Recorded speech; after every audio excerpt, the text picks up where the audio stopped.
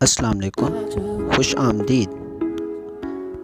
अगर आपको किसी सवाल का जवाब आता है तो 10 सेकंड में कमेंट करके ज़रूर बताएं, वरना मैं तो बता ही दूँगा। सवाल: दुनिया के सबसे बड़े जंगल का नाम क्या है?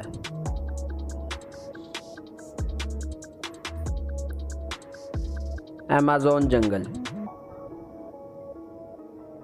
सवाल: वो कौन सी गेम है जो दुनिया में सबसे ज़्यादा खेली जाती है?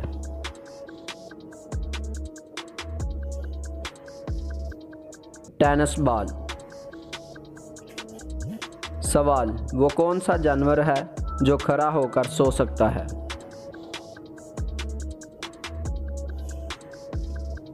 घोड़ा।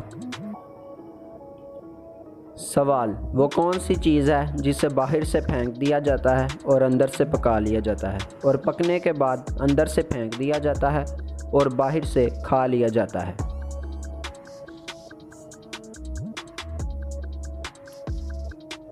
मकई। सवाल: दुनिया में सबसे ज़्यादा खजूरें किस मुल्क में होती हैं?